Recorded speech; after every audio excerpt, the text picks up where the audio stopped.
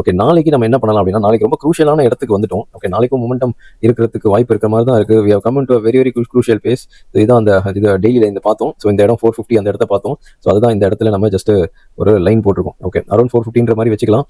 So இந்த 450 இந்த ரேஞ்சில் மார்க்கெட் இந்த இடத்துல வந்து இன்கேஸ் ரிவர்ஸ் ஆச்சுன்னா then I'm actually planning to take நாளைக்கு பை பொசிஷன். பட் அது நீங்கள் அப்படியே பிளைண்டாக இருக்காதீங்க, பிகாஸ் நான் கன்ஃபார்ம் பண்ணுவேன், நீங்கள் பிளைண்டாக எடுத்துறாதீங்க. இங்கே நீங்கள் கிளியராக செக் பண்ணுங்கள், ஒரு கிளியர் கட் ஒரு ட்ரெண்ட் லைனில் இங்கே ஓடிட்டு இருக்கு.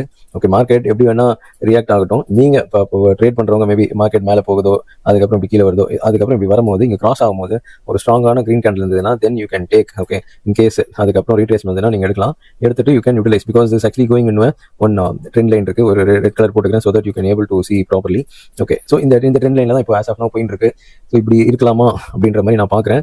அதே மாதிரி நான் ஒரு 10:15 to ஒரு 10:35 அந்த ரேஞ்சுக்குள்ளே, 10:15 to மார்னிங் 10:30 ஆர் 10:35 வச்சுக்கலாம். ஓகே, இதுக்குள்ளே எப்படி இருக்குன்னு பாருங்கள். இன்கேஸ் இதுக்குள்ளே இந்த இடத்த தொட்டுதோ இல்லை இந்த இடத்துல ஏதாவது ஒரு ரிவர்சல் வந்தது அப்படின்னா தென் அந்த ரிவர்சல் இன்கேஸ் ஓகே ஆயிடுச்சுன்னா அவ்வளோதான். Maybe almost the day end வரைக்கும் ஒரே சைடில் கூட போயிடலாம். மேபி நடுவில் கொஞ்சம் கன்சல்டேஷன் இருக்கலாம், திரும்ப ஆனால் இப்படி போயிடலாம் அப்படின்ற மாதிரி நான் எதிர்பார்க்குறேன்.